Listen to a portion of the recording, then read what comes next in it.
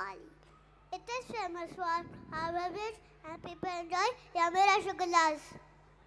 Let's welcome everyone with a warm namaskar.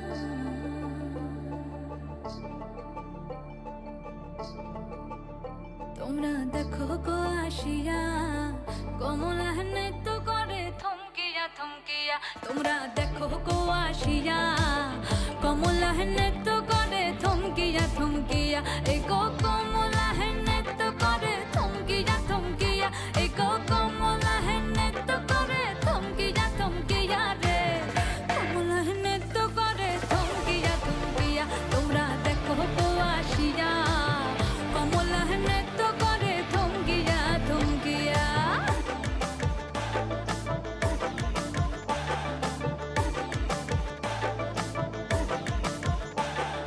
পাড়াপড়শি যত নারী আইলা সবে সারি সারি